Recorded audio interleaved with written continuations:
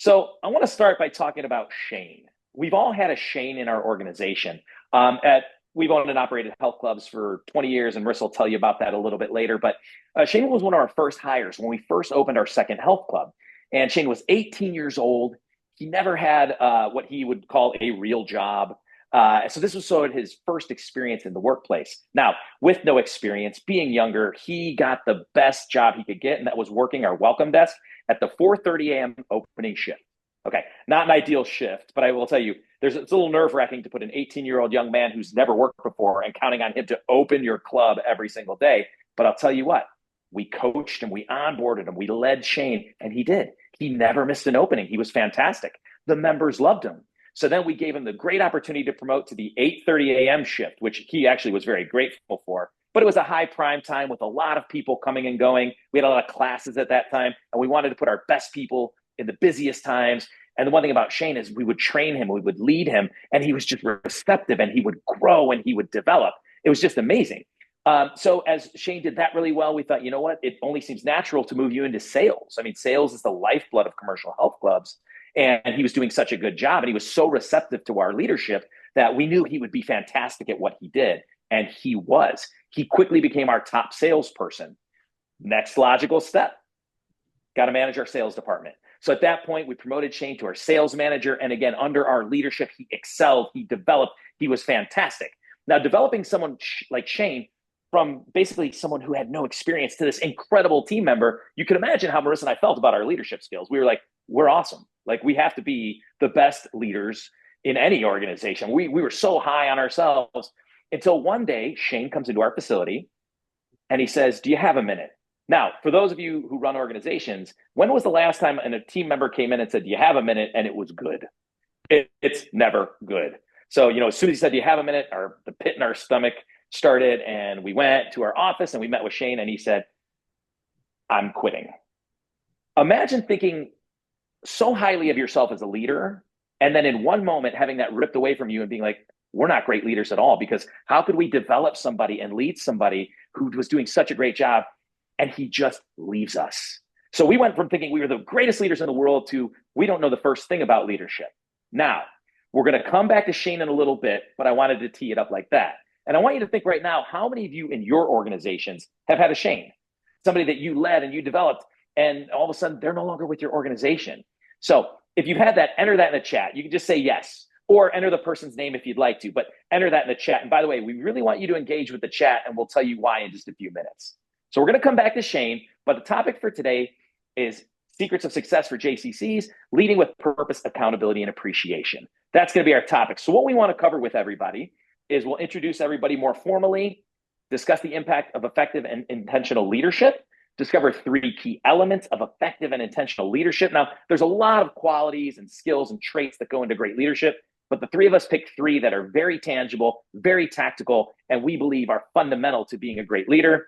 We're going to ask you to take action throughout, and then we'll do Q&A. And again, you'll have our contact info. If you have questions, enter them in the chat, and we'll do our best to respond to those. If we don't get to them, you can always follow up with us as well. So let's and here's the incentive to engage more in the chat. You have a chance to win a Yeti cooler. Very cool prize, and we want you to engage. We know a lot of you are at work right now and you're trying to take time for yourself, but maybe you're multitasking. Try not to. Just engage. Take this time for yourself to learn, to develop, to grow, right? So engage. And the other thing is, while we're going to share our expertise and some really actionable, tangible items that will help improve leadership, there's a lot of knowledge on this webinar. So share your thoughts, your ideas, all of those things in the chat, because every time you share anything in the chat will be another chance to win the raffle that Marissa will announce at the end. So please engage. We feel like there's nothing wrong with a little briber, with incentivizing people to get involved. So engage, participate in the chat, and your chance to win a Yeti cooler while learning all kinds of new things about leadership. So we're going to introduce our panelists today, and we'll start with Marisa Hoff. Hi, everyone. Thanks so much for joining us. My name is Marissa. I'm Chris's business partner. And Chris and I actually met when he was teaching a kickboxing class at a local health club. And I got involved with his training only studio, which then we had the opportunity to move and create a full size full service health club. And this was back in 2010 here north of Los Angeles. And it was called Stevenson Fitness, named after Chris. And we had a wonderful time. Hi, Yvette. And we really enjoyed learning a lot because we weren't a franchise. We didn't have any sort of rule book. So we made a lot of mistakes along the way, but we did some great things. And that gave us the opportunity to start sharing best practices with organizations like yourselves. We've done commercial health clubs, but we've done a lot in the nonprofit space recently in Parks and Rec with WISE. And now we have the privilege of working with the JCCs. And Michaela, thanks so much for being on here. It's so great to see you on here. And we'll turn over to Bill McBride, the legend. Hello, everybody. I'm Bill McBride. I run a company called Active Wellness, and we consult with JCCs, and we manage a JCC in New York, and have helped develop several and manage several throughout the Bay Area in previous years. And I also do consulting, and I'm excited to be here. And I have a strong passion for the JCC's mission and what you're doing in that space. So honored to be here. Thanks for joining us. Back to you, Chris. I feel like a newscaster. I like that, Bill. Thank you, Bill and Marisa and Chris Stevenson. Marisa explained what we do, so I don't need to go any further into that. But again, just like our other two panelists, excited to be here. Love working with the JCC community. One little thing about me and my background that you may not know is this was my first job out of college. I was a martial artist growing up, and I did stunts for the children's show Power Rangers. So I guess if you take nothing else out of today, you'd be like, I don't know, I was on a webinar and there was a Power Ranger. But yeah, so in fact, this is what got me interested in the fitness industry was when your uniform is that like shiny red spandex, you got to stay in shape and you got to perform. But yeah, so that's a little known fact about me. So if you've any connection to the Power Rangers, there you have it. So moving on, as we get into this topic of leadership, just like any other thing, whether it's customer experience or member retention or marketing, we want to make sure our efforts mean something, right? Because it's easy to say leadership matters, or you got to work harder at being a leader. You should invest time into it. But data shows that it really does matter. When teams have engaged leaders, they're 21% more effective, right? When leaders have engaging leadership, they're happier, they trust in leadership, lower burnout, so they stay with you longer. Organizations with strong leadership see 25% lower turnover. Organizations with strong leadership, 13 times more likely to outperform their peers. So when you take time to really focus on your leadership, to really grow and maximize that potential, you have a dramatic impact on your organization that helps you become the place people want to work, the place that accomplishes their mission, vision, values, right? So leadership does matter. All the data and research shows it, and it's worth taking the time to try to improve. And while many of you have a lot of leadership experience and are doing a wonderful job, there are always things you do to take that to the next level to improve. And that's what we're going to try to share with you today are some insights to help you do that. So the three keys that we'll focus on, I'll start with inspiration. I'll hand it over to Bill for accountability and execution. And then Marissa's going to focus on recognition. And again, there's a lot of traits that go into effective leadership, but we felt like these three were very actionable, important, and fundamental to being successful as leaders. So again, I'll start with inspiration. Great leaders inspire organizations. They create cultures of belonging, cultures where everybody believes in the mission, the vision, the values, and the purpose. And especially with JCCs, you're a mission-driven organization, right? You're not just out there trying to make a buck or trying to sell memberships. We're trying to change lives and build community. So talk about a mission-driven organization. The JCC is one. And this statement here, culture is not accidental. It doesn't just happen. That doesn't work. It has to be instrumental, because when leaders inspire through a really strong culture, they get the results that they're looking for. So now, how do we do this inspiration as a leader? So first, it's values. And again, the JCC has mission, vision, values, right? A lot of your organizations individually have their own mission, vision, values, but it's up to a leader to infuse those into the organization. Because when those are driven into your staff and they understand it and they believe in it, then it's not a job. It's a mission. It's something with purpose. It's not clocking in and clocking out to get a paycheck, but it's up to a leader to inspire those. And one side note on the values piece is, even though our organizations already have these for the most part, in your organization, let's say you oversee group exercise and you say our individual mission that falls in alignment with the bigger mission, vision, values is everybody leaves feeling better than when they arrived. right? And we infuse that into every single one of our instructors. So it's not just teaching a class. We're actually making people happier for having shown up, right? So think about what you can do in the different departments, the people that you lead, to create a situation where they're inspired, right? Because great leaders inspire. Then also hiring. It's hard to inspire a wrong hire. So I thought it was important to mention this. We've all had incidents where we hired the wrong person and we couldn't get them bought into our mission, vision, values. They weren't a great teammate. They didn't perform at a high level. So think about your mission, vision, values, and hiring people that are you can inspire. So for example, our health club, our last health club, was all about member experience, right? So when we would hire, part of our interview, we'd figure out, do we think this person can deliver that? So an interview question we used was, tell us a time you had a great customer experience. Now, the immediate response was always, I could tell you 50 times I had a bad one.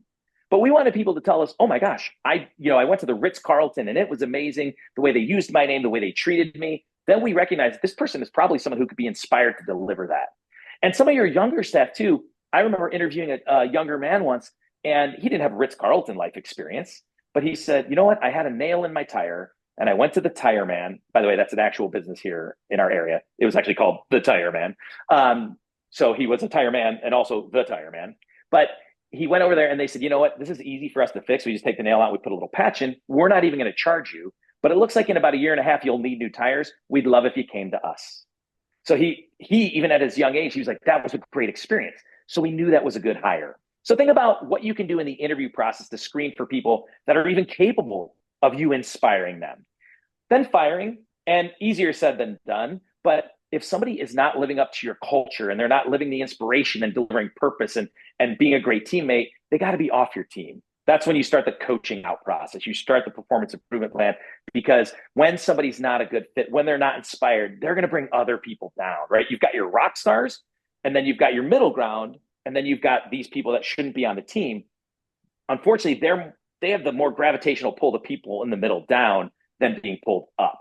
So the sooner you can get it, it shows your staff that, wow, they really believe in what they're telling us, because they were willing to get rid of somebody. We did that once with a personal trainer, and personal training generates a lot of revenue, and he was just a terrible fit. And by the way, as presenters, sometimes it seems like we're perfect, and well, Marissa's perfect, but we seem like we're perfect. But I will tell you, this is bad on my half. We had this trainer who was just mean and rude, but he had a big client base, so he was generating a lot of revenue.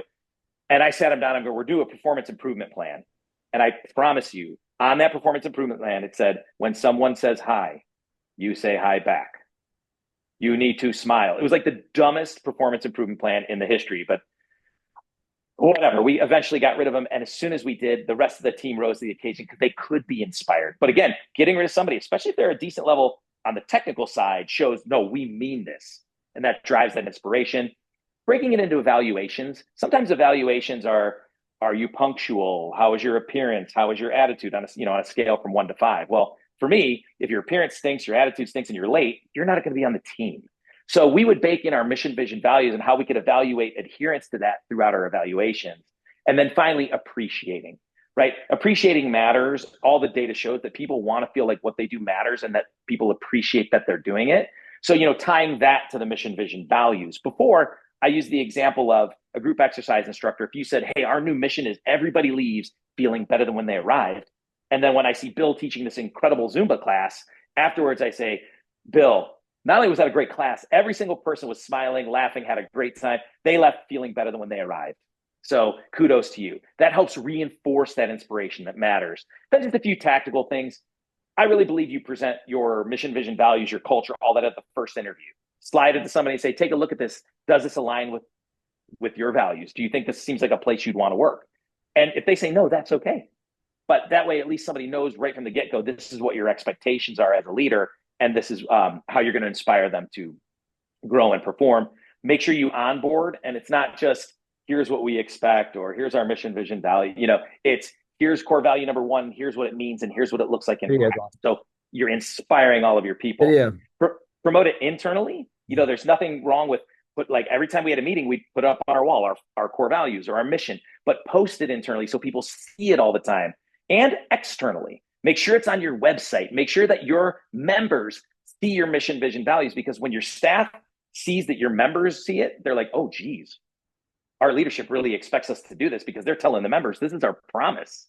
So we have to deliver that quiz. And I don't mean like a quiz to fail, but I mean, I would walk up to the team all the time and be like, core value number 3, and they would have to answer it. So just staying on top of it, reinforcing it. And of course, even cheat sheets. We would put little things underneath the welcome desk sign that was the mission statement or the core value. You know, we put them all over the place so people were always being reinforced. So really we're marketing our culture. And here's just a couple examples. So throughout the process, throughout the employee journey, you see this great one. It's not just, do you want to work at the JCC? It's be a part of something special. That says something from the right go. That's inspiring. I want to work here. I'm inspired to work here. Or celebrating things like this award, this congratulations from a JCC. The Buffalo Grove, they put their mission statement on all their business cards. So if they hand it out to a new employee, they hand it out to a member, it's ever there. There's this company, Active Wellness, who you may or may not have heard of. I'm just kidding. That's Bill's company. But it's not just the email signature with the phone number. It's we inspire communities to live actively, right? They're saying that all the time. So they're inspiring all the time. In job postings, we did this with an organization where you want to build something extraordinary, not just like, we need a lifeguard, here's what we pay, here's the responsibilities. We inspire people to do it. And then the Croc Centers are another really cool organization.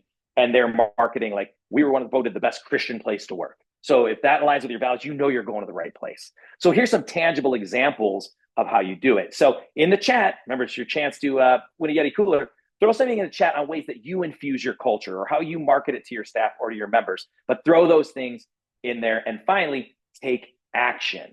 Also, if this gave you an idea of something you could do as a leader to better inspire the organization, to better inspire your teammates, throw that and share that with everybody in the chat. By sharing that with people, they're going to be inspired as well. And you'll get a chance to win a Yeti cooler. So that's inspiration. Yes, Marisa.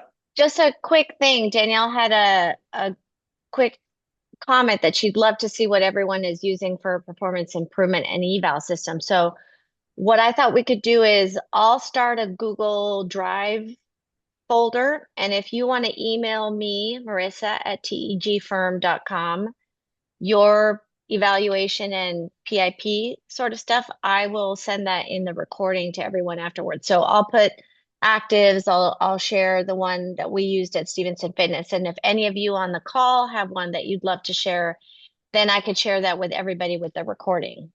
Yay, that's really good. So Todd and Danielle, make sure you send those to me and I'll put a reminder in the follow-up.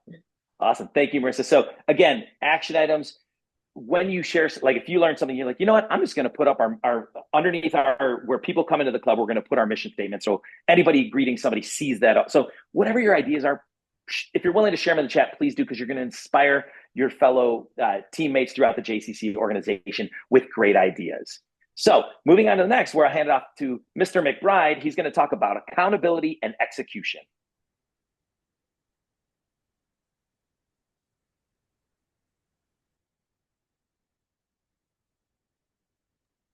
Especially once he unmutes.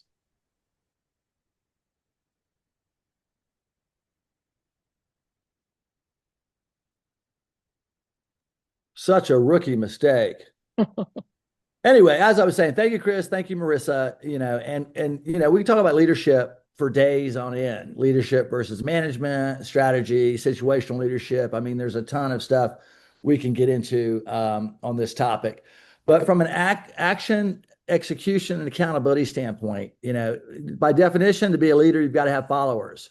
General Powell talks in one of his leadership seminars, Secretary of State Powell, when he was in the military, that he learned his best leadership lesson from a young lieutenant, or actually a sergeant when he was a young lieutenant, and that was, they'll follow you if for no other reason other than they're curious. Okay, so keeping curiosity at the forefront with regard to what you're trying to accomplish, and continuously learning and holding people to that same level.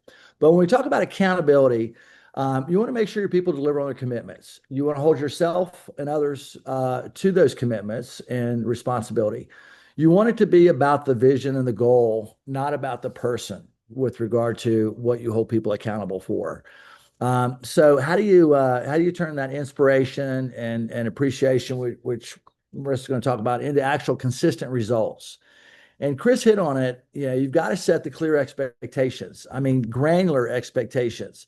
If you don't, if your team doesn't know exactly what to do, what's expected, to the nth degree, then there's going to be failure rates. There's going to be misunderstandings and miscommunication. So you've got to set clear expectations on your non-negotiables. What is okay and what is not okay in clear detail, and outlining that in specific, actionable items. There's only three things that happen naturally in organizations, all right, without proper communication, and that's friction, confusion, people not knowing, what a good job looks like or what they're supposed to be doing, and underperformance. So if you just leave an organization to behave naturally, you will have friction with different departments, different personalities, different goals and objectives, different ways of getting there. You'll have confusion about what's supposed to be going on and who's supposed to be doing what, and you'll have underperformance by a team and individuals.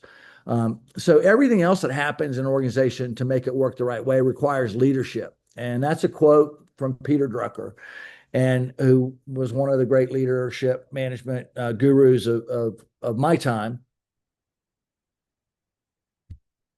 A lot of you are a lot younger than me now. So being very clear on those expectations.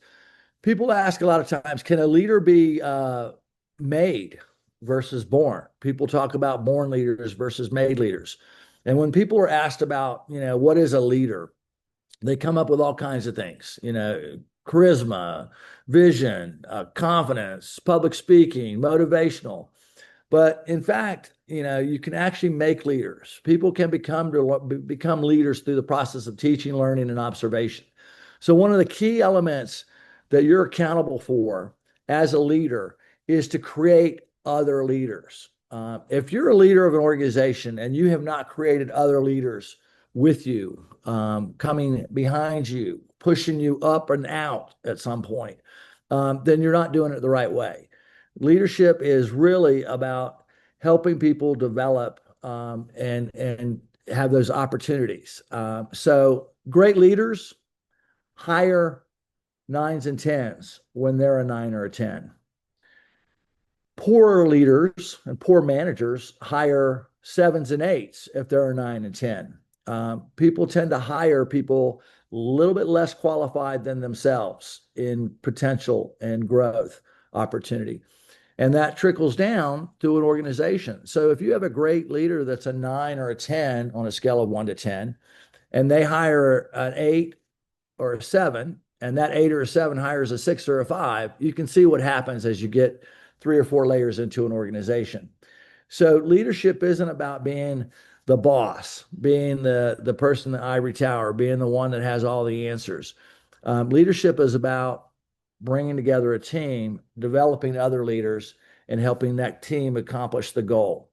And it's about being together in doing that. So there's also the component of, how do you lead a team?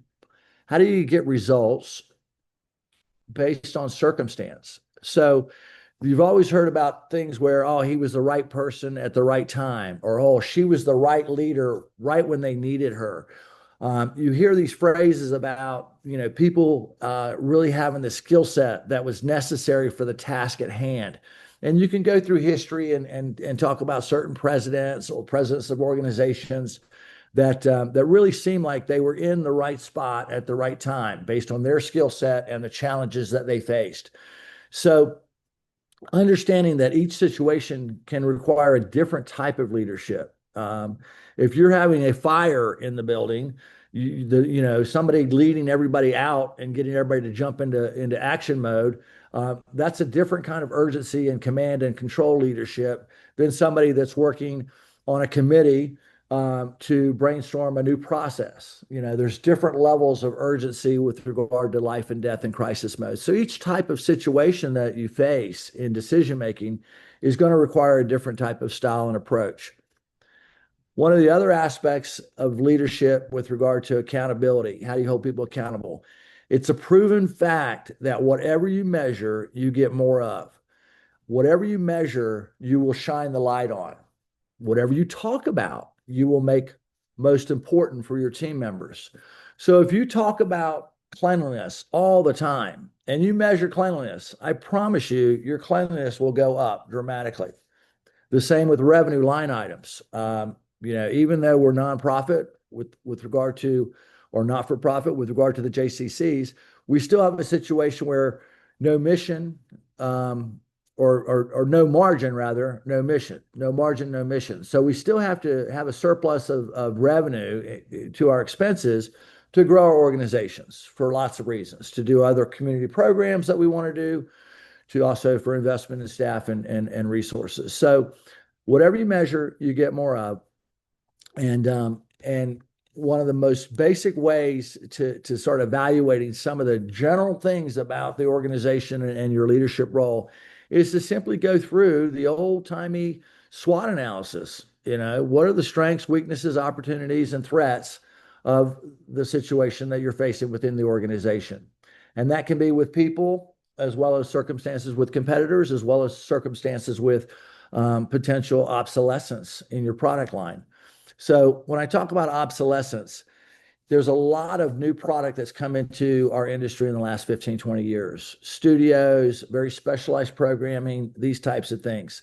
So understanding your market and your strengths, weaknesses, opportunities, and threats, and how you're going to lead your organization through that, because you don't want to just survive, but you want to thrive, and you really want to stay innovative on what's going on in the marketplace and what the consumers are not only demanding, but figuring out the unmet needs of the consumers. So one of your jobs as a leader is to embrace change and change management, and to be looking around the corner at how you're going to adapt and grow your organization.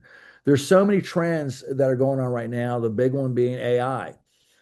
If you're not embracing AI and everything you look at doing within your organization and your own day, you're missing a huge opportunity, and you're falling behind with regard to innovation. There's also, all the things that we've learned with digital telehealth and all the video kind of components. Most of us have had an increase in our virtual programming based on some of those things. What you're going to see now in robotics is out of control. Robots that can grab and fold towels, not the old towel machines that you threw the towel on and it folded, but actual robots that can fold a towel and handle those kinds of tasks.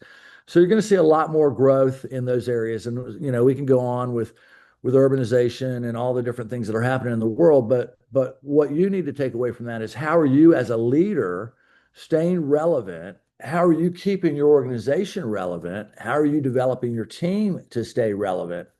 AI is the easy target because a lot of people don't even have any clue yet what AI is going to be capable of helping us with. Every day I think of something new that AI can help me with. And so, one of the questions I ask myself, and that other leaders that are embracing AI and change management ask, is AI first. When I have a situation I'm dealing with, is there any way AI can help me with this? And more times than not, there is some way that AI can help you with that circumstance. I don't believe AI is going to take the place of people, but it is going to shift the power that people have with different things that they engage in. Give you an AI example, just something random. I was looking at allocations of a location. I wanted to figure out some proper allocations for different fitness activities that would be spacious, ideal, or minimum.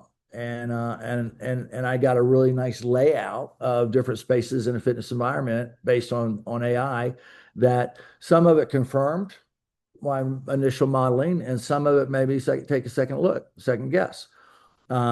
Everything from supplementation, using AI to help you with your supplement routine based on your goals, your medical condition, and all the medicines you may take, if any. And it'll deliver a whole customized program that doesn't cause contraindications. And I go on and on about these different things, not for the particulars of how they can help your personal life, but how they can help you get work done and help develop your team and get more results within your organization. So the point is to embrace change and the mega trends that are out there. In closing, on the aspects that I kind of wanted to share as far as tangibles go, I'm a big believer that, to have a good organization, to have a great organization, as Chris said as well, it starts with the hiring of people. And as a leader, one of the most important things you can do from an accountability to the organization standpoint is hire the best staff and team members that you possibly can. And when I do hiring and our organization does hiring, we look at things like, okay, can we train this person in these aspects of the job requirement? Or do they have to have these aspects to come to work with us? I can train somebody in all the technical skills, sales, presentation, problem solving, listening, conflict resolution. I could train somebody in all that stuff. Where I can't really train people in is, do they have the initiative? Do they have ownership mentality? Are they a positive thinker? Are they results oriented?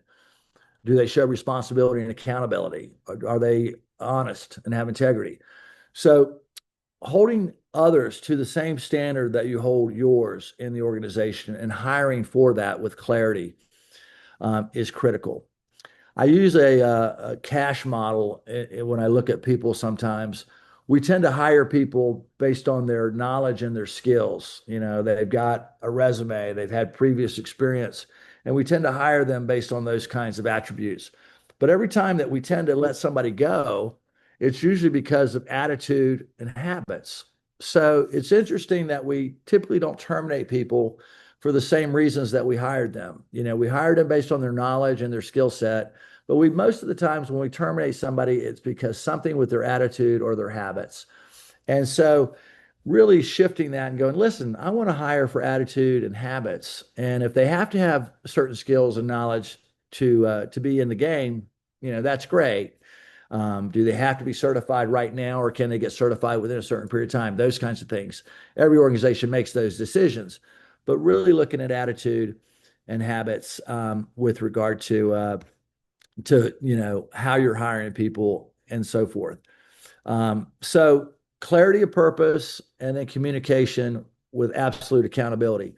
That's the magic formula that General Patton used when he was asked and when they analyzed his performance against other peers in the military at the time. They came up with two things that General Patton did exceptionally well as a leader in World War II. He had clarity in his purpose, and he had unbelievable communication, and he held people with absolute accountability. So people knew what they were supposed to do, and it was very set on them getting that accomplished. So you know the challenge that we have, you know, because there's all kinds of organizational structures. You have companies that are vertical, top down, bottom up, and then you have organizations that I like a little bit more that are horizontal. Everybody's working together as a team with clearly defined roles. So with that said, I just want to kind of throw out a little bit of a challenge. You know, one of the things we know is that when a business fails, it's usually a breakdown in leadership, dysfunctional leadership, incompetent leadership. That's usually one of the main 5 reasons that cause a business to go under. So here's my challenge that I want to leave for you. You know, this week, choose one way to do the 3 things that we're talking about today. Choose one way to inspire somebody on your team. Choose one way to show how you appreciate somebody on your team, and choose one way that you held a team member accountable to something. And start practicing that. And you'll see, you know, once you make that a habit of inspiration, appreciation, and accountability, you'll see results and a very cohesive, loyal team that's mostly drama-free and focus on results. So that's my challenge to you. Give it a shot, and I will kick it back to you, Chris, to turn over to Marisa. Yeah, Bill, I got to tell you that I was actually texting Marissa while you're saying that thing, and I've heard you say it before, but we hire for skills and knowledge, and then we fire for attitude and effort. And I can promise you that I will always quote you when I use that in further presentations moving forward. But yeah, really great information. The clarity piece is so essential, because if you don't have clarity, somebody might think they're doing what's expected, but they're not. And then you're angry as a leader, and then you lose trust. So love that piece. And then to your point, you've got to find the right people, because some people just aren't capable of living up to that inspiration and that mission. So thanks for great info. And we will turn. Well, Yes. The knowledge, skills, attitude, habits. I got that. That's an actual behavioral model out there in the world. So that is well, just as I spread it, I am going to quote you. Okay. So, all right, Marisa, take it from here.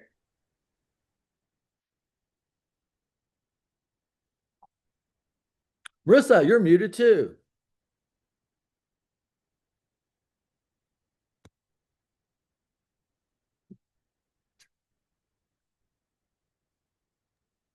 While we're waiting for Marissa too, Bill, I think one thing that you and I have both heard is when it comes to hiring, it's either a yes, a no, and a maybe is a no, right? Right. Making sure that we're really getting those right people. Marissa, are we good now? There's a few I, things on that. There's, hire slowly, terminate quickly, as long as you comply with all your human resources requirements. Yes. But the three C's of accountability, right? Clarity, consistency, and consequences, so just being very clear on that. Yep. All right, take it away, Marissa. Okay, so how's the sound? There's an echo. Okay, let me see if I can get rid of it. This is like amateur. Hold on. I'm trying to log out. Okay, while we're fixing this, one of the questions was about AI tools. What do you recommend, both of you, Bill and Chris? I use ChatGPT paid version, and I use Copilot paid version. So, one of them I use within documents, and one of them's kind of my go-to. There's different ones out there for different purposes. Some are better for graphic creation, some are better for code creation, but I find for my needs, ChatGPT paid version is my go-to. Yeah, same here. I love ChatGPT. We call it our intern. And people that are averse to it, if you use it properly, it is a fantastic tool that just enhances your ability to do your job. I remember being on a webinar once where it was for personal trainers, and one of the trainers said AI is going to replace us, and I said no, no, no. But personal trainers who know how to leverage and use AI are going to replace you, right? So it's just something that helps enhance. But yeah, ChatGPT has been phenomenal for us. okay, and I know there's a lot in the chat about how we're going to make sure that No echo.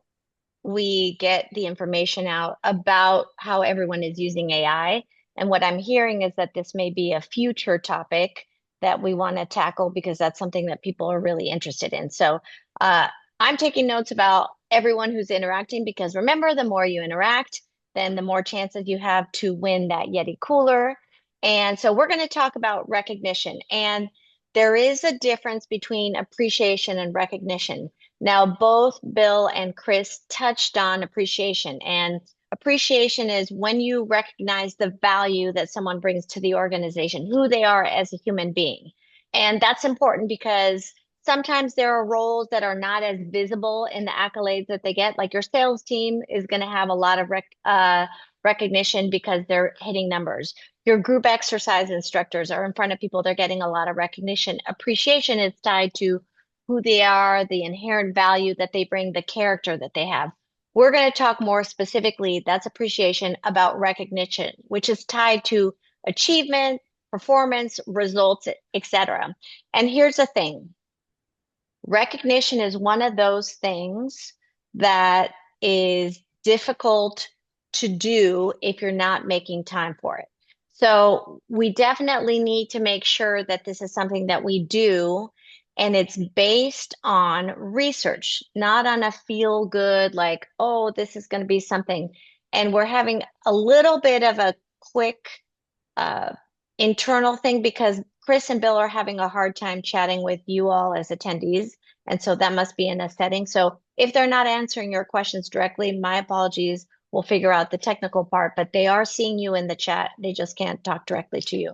So recognition, we're going to talk about specifically who they are versus what they bring in. Specifically with recognition, we know from data, from research, that when employees receive meaningful recognition, they are 45% less likely to leave their jobs, 4.6 times more likely to be engaged.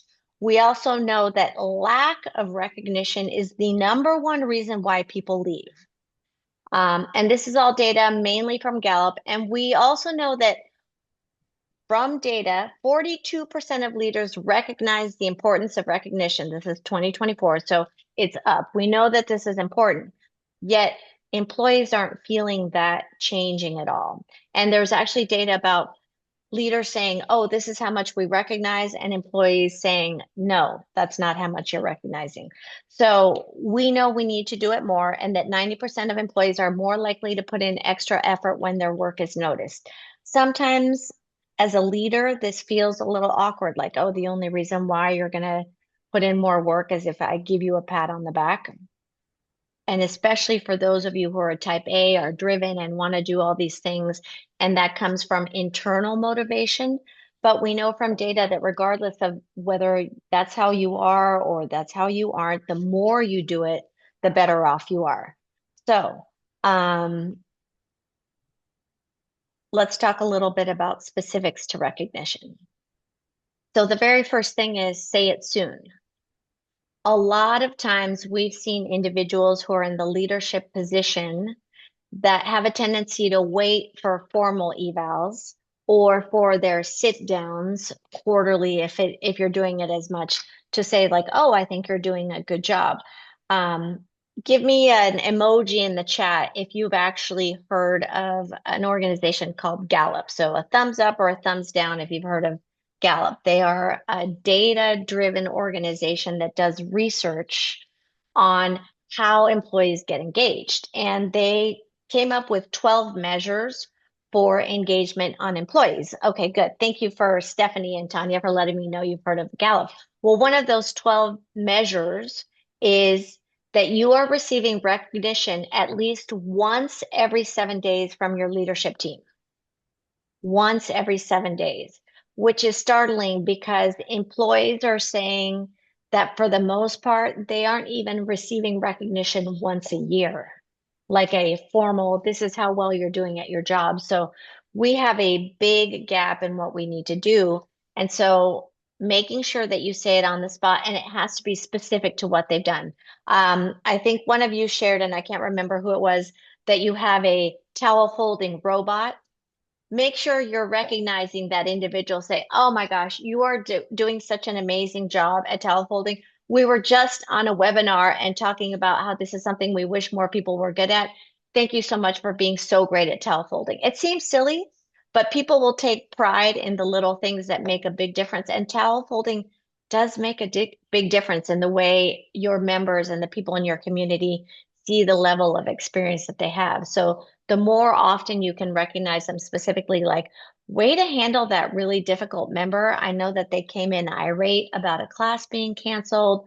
You held your cool, not waiting until the meeting that happens at all staff a month from now is not soon enough. So making time in your schedule is really hard to do, but really effective. So if you can schedule out 10 minutes a day, even 5 minutes a day, to go around and catch people doing good stuff and recognize them, that's going to go a long way. We also know that when you recognize individuals on your team, that it has to have meaning. So generic praise like, thank you, we're so glad you have on the team, doesn't change their behavior. So it has to be very specific.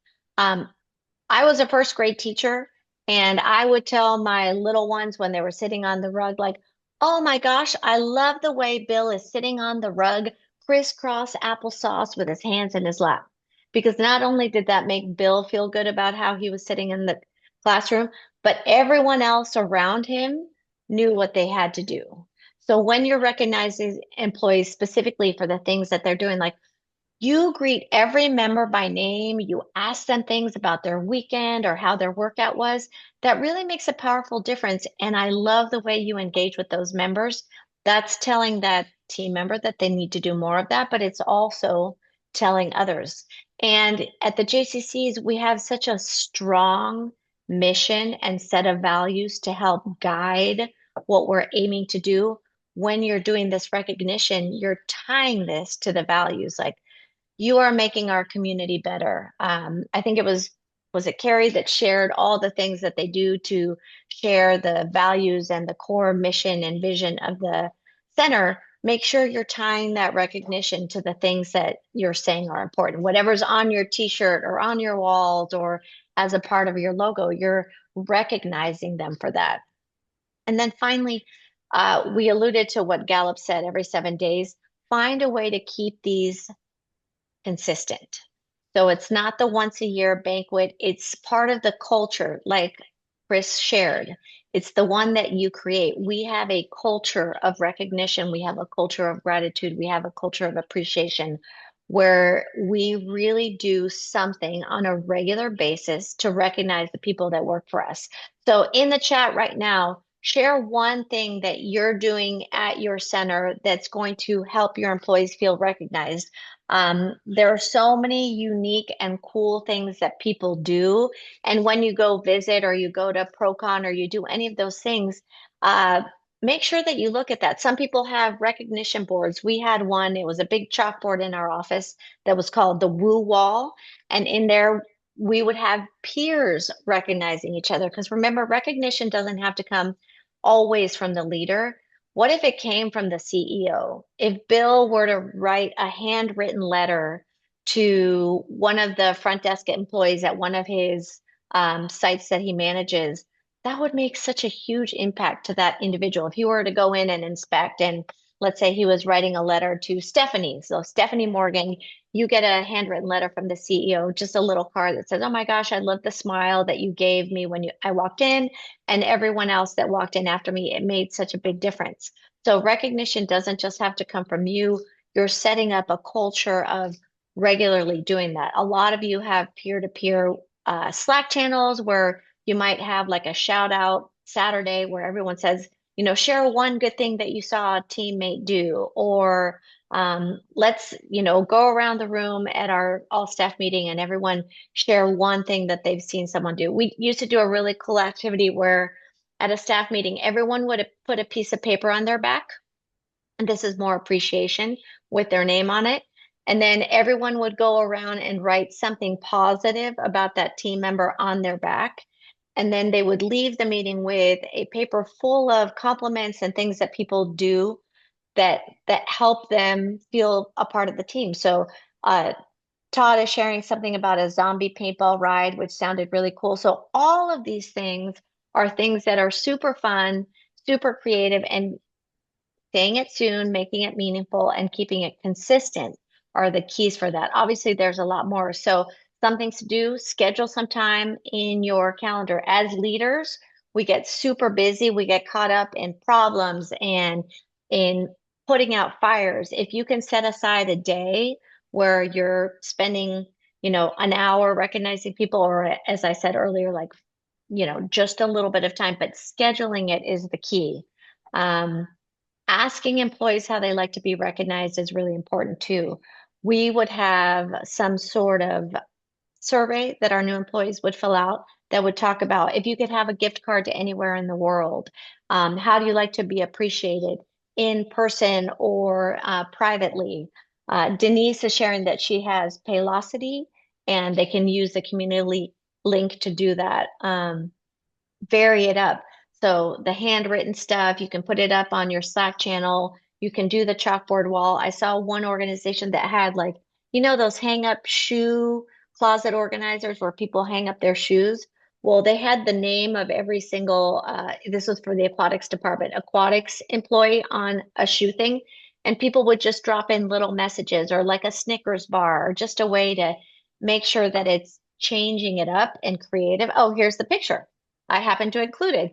Leveraging low cost options too. We know we don't have huge budgets often for raises and bonuses, especially in the nonprofit world. So we have to be super creative about how we go about doing that. And it's anything from, I know Carrie sharing that they had the wonderful wall of words. Oh, that's so cool. Anyone who sees it can add a sticky sized piece of paper with a specific note on it. There's so many cool examples, and sharing those with each other are really great. So think about what's one thing that you've learned either from the chat or from our little conversations that you can do to recognize and step up your recognition game.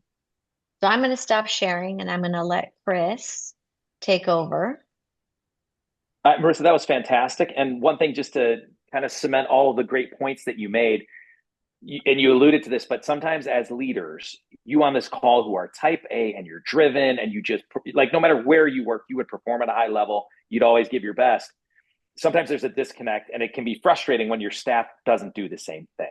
But as Marisa showed, the data and the research behind it, this generation might not be quite as invested into you, or people that aren't at your same level. So it really is important to make sure that as leaders, even though we don't need it, remind yourself that your staff does and make sure that we execute it. So I'm going to share my screen, and we are going to go to the world famous Bill McBride recap. And, we talked about inspiration and how the first thing and foremost, leaders inspire their team members with purpose, mission, vision, values to do a great job. Bill talked about accountability, clarity and accountability gets things done, gets things executed. Marisa talked about the importance of recognition. So the world famous whirlwind Bill McBride recap. Thank you, Chris. Hey, it's funny that you were talking about that, Marisa, about appreciation. 68% of people that leave a business leave because of lack of appreciation by that business. So just like your customers will leave you, our employees are the same thing. And, I've shifted from, way back, the employee's always right, the customer's always right, to more likely than not, the employee's right. And if you want happy customers, you better start with happy employees. You can't, treat people poorly and expect them to treat customers wonderfully. So, Chris, you said you gave some great stats. When you have proper leadership, you get 21% more productivity, 25% less turnover, and 13 times more likely to outperform their peer group. That's unbelievable with the numbers. Culture is not accidental. You're going to have a culture, whether you want one or not. So if you're going to have one, you might as well make it a good one and make it not accidental, make it happen on purpose. Marisa, you went into the values, hiring, firing, evaluation, and appreciation, and the wall, and some great things there. You also gave some wonderful stats. 45% of people leave based on not getting an adequate amount of recognition. It's the number one reason people leave. 42% of leaders recognize the importance. Only 22% of the employees feel they're getting an adequate amount. 90% of organizations with proper recognition are much more effective. So, interesting things about leadership. If I've got a problem with a location, a particular club, the first thing I do is look at the general manager. What is going on with the leadership of that organization, of that business unit, of that club?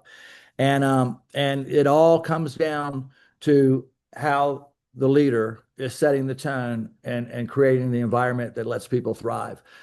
So, being a leader is hiring other great leaders and setting the example. So people believe that anything is possible. Even when things aren't going well, they've got to have trust that you've got it under control and that you're optimistic and positive about the outcomes. So there's the recap. Chris? All right, let's take this thing home. So back to Shane. I know you were all on the edge of your seat wondering what happened with Shane. So about 2 weeks after Shane just up and quit on us and made us feel like we had no skills in the leadership department at all, and we were just distraught by this whole situation, I come into my office and I open my laptop. This is 2 weeks after, and I see an email from Shane. As I start to read the email, he's like, listen, this was the hardest thing I ever have to do was quit. I loved it there. I grew, I learned. If it wasn't for what you, Marisa, and the rest of the leadership team delivered, I wouldn't have learned the skills I learned to have this new opportunity that I had. And the new opportunity was definitely like a massive promotion in a different industry, huge vertical jump. But he's like, I'm so grateful for my time here. I will always be around if you ever need anything. But literally, I would have never gotten to this position if it weren't for what happened here. And the first thing when we got that I thought was, why the heck would you wait 2 weeks to tell us this?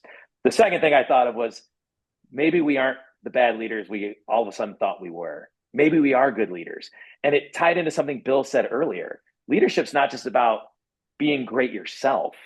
Leadership is about building other leaders. And that is what we did in this situation. So outside of him waiting for 2 weeks to tell us, it was a wonderful moment where we realized we're looking at leadership wrong. It wasn't about building somebody and keeping them forever.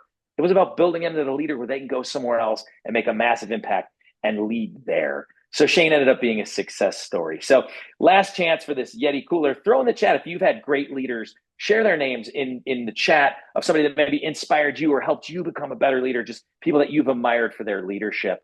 But ultimately, as Bill said earlier, and we all believe, if you take the three things we talked about today and add them to your leadership arsenal, you're going to bring out the best in yourself. But when you do that, then you actually bring out the best of your team. And I'm not sure that there's much better than that. So thank you all for being here. Here's the Yeti cooler. I know you were waiting to hear what happened with Shane, but I'm sure you were also waiting to see who won the Yeti cooler. So Marisa, I know you've compiled the names and every comments. And by the way, this has been the most engaging webinar, I think, one of the most that I've ever been on.